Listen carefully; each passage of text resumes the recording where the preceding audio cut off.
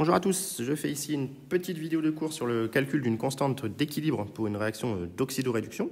Et donc je vais m'intéresser à un cas particulier qui est la réaction entre MnO4- et Fe2+, l'ion permanganate ici et l'ion Fer2, qui est assez classique. On donne les potentiels standards des deux couples, 1,51 et 0,77, et donc on veut obtenir la réaction entre MnO4- et Fe2+, et calculer sa constante. Donc on va déjà écrire les demi-équations.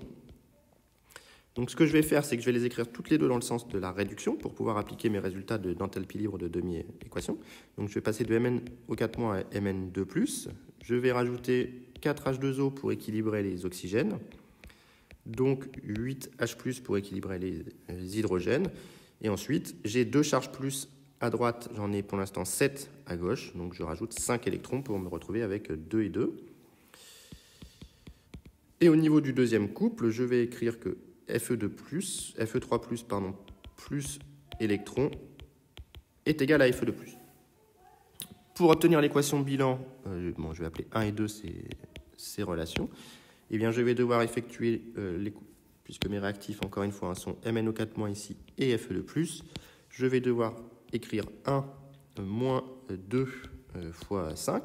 Donc, je multiplie par 5 pour avoir les 5 électrons échangés. Et je vais me retrouver avec MnO4- plus 8H+, plus 5Fe2+, égale 5Fe3+, plus Mn2+, plus 4H2O. On peut vérifier au niveau des charges. 5 x 3, 15 et 2, 17. 5 x 2, 10 et 8, 18 moins 1, 17. Donc c'est plutôt rassurant. Et donc voilà l'équation bilan que j'obtiens. Et donc je cherche à calculer sa constante d'équilibre. Cas standard. Donc on va repartir d'un résultat de thermochimie,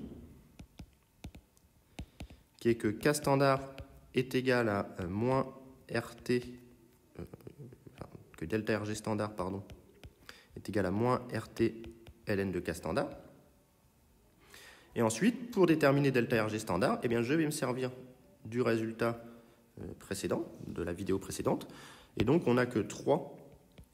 Ici est égal à 1 moins 2 fois 5.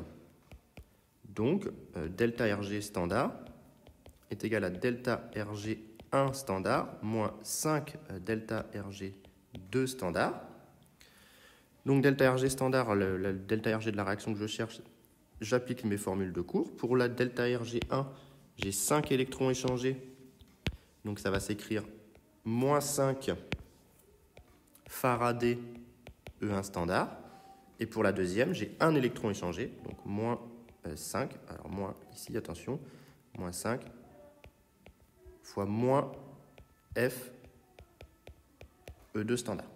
Attention, hein, je vous rappelle qu'on utilise ici le résultat, qui est que delta 1,5 de G standard est égal à moins NF E standard. Donc ici, plutôt que des delta RG, encore une fois, ce sont des demi-équations.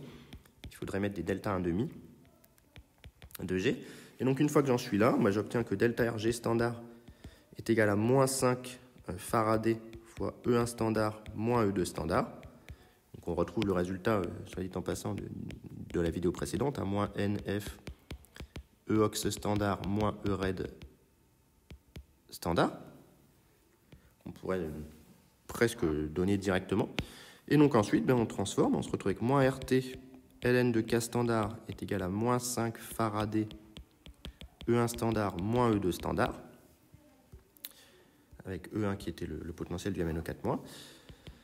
Autrement dit, ln de K standard égale 5 Faraday sur RT E1 standard moins E2 standard. Et là, il est souvent de bon ton de passer au log décimal. Donc d'écrire que ça fait log 10 de K standard fois ln de 10, qui est égal à 5 Faraday sur RT E1 standard moins E2 standard, ou encore log 10 de K standard est égal à 5 Faraday sur RT ln de 10 fois E1 standard moins E2 standard. Et ici, on rappelle qu'à 25 degrés, on n'a que RT ln de 10 sur le Faraday est à peu près égal à 0,06 volts. C'est 0,059. Et donc, j'en déduis que mon K standard est égal à 10 puissance 5 divisé par 0,06, fois E1 standard moins E2 standard. Et donc là, je peux maintenant faire le calcul numérique, puisque E1, je l'avais, c'était 1,51, moins 0,77, fois 5, divisé par 0,06. Et donc, j'obtiens une constante de l'ordre de 10 puissance 62, 10 puissance 61,7,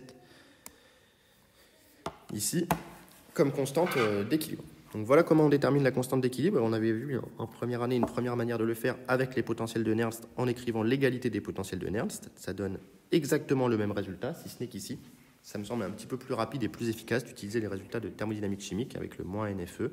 Donc c'est plutôt cette méthode qu'on va utiliser dans la suite, elle est quand même plus rapide. Donc voilà pour cette vidéo, j'espère que c'était clair et que ça vous aide. Et s'il y a des questions, mettez-les en commentaire.